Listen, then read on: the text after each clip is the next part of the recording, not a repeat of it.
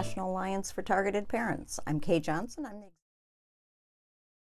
Say you're driving your car and you're not, you're going about 65 miles an hour and you look down at your phone a minute too long and you look up and you've swerved into the lane of an oncoming car. What do? Automatically you yank the car back into your lane, and how do you feel? Your heart's pounding, you're a little shaky, you're all jazzed up, and you refocus on getting back into the road and protecting yourself. That's what trauma feels like. What happens with trauma is when you get into a life-threatening situation, or what feels like life-threatening, and anything that happens to our kids is life-threatening to us. Your amygdala, small, they always say walnut-shaped organ way deep in your head, gets these senses of danger. And what that does is it activates the release of stress hormones, cortisol, adrenaline. These are things that flood your system and make you ready to fight or flight, ready to do whatever you have to do to save your life.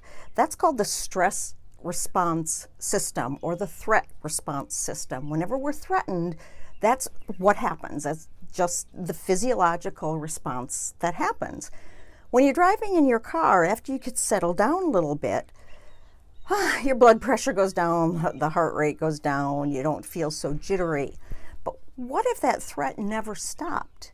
What if that threat was around every corner? What if you feared that as soon as you take the next turn, there's going to be a car in your lane and you're going to die?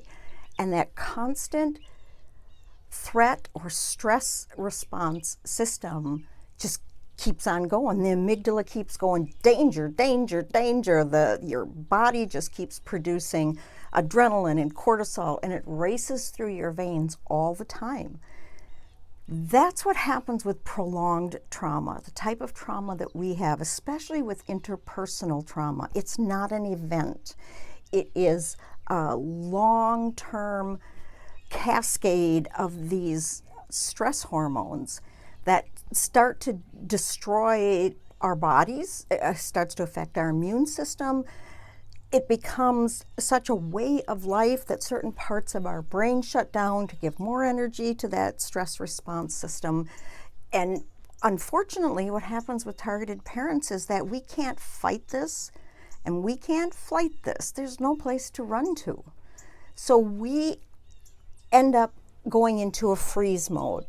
And freeze mode doesn't get a lot of discussion because, quite frankly, and I will give you the example of the tiger that's chasing you through the woods. You're frightened and then you run away, but you don't get too far because tigers are a lot faster than humans, and so eventually they catch you. That's when we go into freeze mode.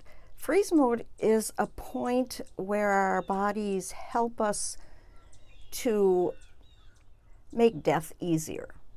We know we're going to die, so things start to shut down and we're not able to function much anymore. Please contact me with suggestions or questions that I can answer for you, and I will stay in touch. Thanks so much. Talk to you later. Bye.